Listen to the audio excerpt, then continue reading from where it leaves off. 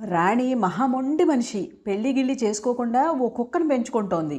దాన్ని కన్న బిడ్డ కన్నా ఎక్కువగా సాకుతోంది. ఓ రోజు వెటర్నరీ డాక్టర్ గారు ఆ కుక్క ప్రెగ్నెంట్ అని సర్టిఫికెట్ ఇస్తే అది తీసుకొని మేనేజర్ దగ్గరికి వెళ్ళింది.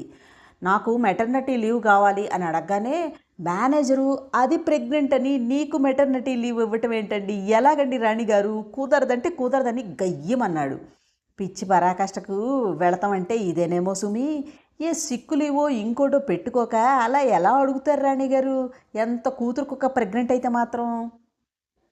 సాయి భారతి కథామంజూషానికి స్వాగతం అండి. అందరికీ నమస్కారం. మంచి మంచి కథలకై మరియు జోకులకై తప్పక నా ఛానల్ని లైక్ చేసి సబ్స్క్రైబ్ చేసి షేర్ చేస్తారని భావిస్తూ ఇవాల్టి జోకులు. ఏంటోదినా, అన్నయ్య గారు ఇల్లు గలాయంతో ఏదో గొడవ పడుతున్నారు అని అడిగింది సుందరమ్మ గారు సీతారాములమ్మని. ఇంట్లో చేరేటప్పుడే చెప్పాడు తెలుగు నెలల ప్రకారం అద్దె కట్టాలని. భాషాభిమానం ఏమోలే అని సరేనన్నాం.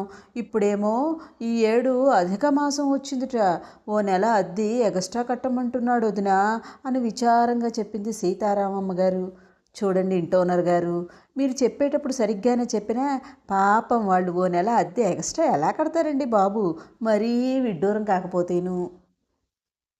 తాయారక్క, నేను ఊరెళ్తున్నాను, మా ఆయన ఫ్రెండ్స్ని పిలిచి పార్టీ గిట్టి అంటాడేమో, ఓ కంట కనిపెట్టు అక్క అంటూ కాంతం చెప్పగానే తూచా తప్పకుండా బాల్కనీలోకే వాటర్ బాటిలు కాఫీ ఫ్లాస్కు తెచ్చుకొని మకం పెట్టేసి కాంతం ఇంటిని కాపలా కాయటం చూసిన దర్శన్కు ఒళ్ళు మండి, నేను ఫ్రెండ్స్ని పిలిచి పార్టీ చేసుకుంటానేమో ఓ కంట కనిపెట్టమని మా ఆవిడ చెప్పెళ్తే మాత్రం ఇలా మీ ఇంట్లో పనులన్నీ మానుకొని ఎక్కడే తిష్టయ్యాలా అంటూ రొసలాడాడు దర్శన్.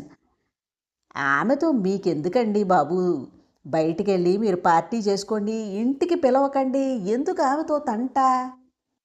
చింటుగాడు వాళ్ళ నాన్న సుందరంతో టీవీ చూస్తున్నాడు. ఇంతలో సాంకేతిక లోపం వల్ల టీవీ సిగ్నల్స్ అందటం లేదు అంటూ మెసేజ్ రాగానే, సాంకేతిక లోపం అంటే ఏంటి నాన్న అంటూ బోల్డ్ ఆశ్చర్యంతో అడిగాడు చింటుగాడు.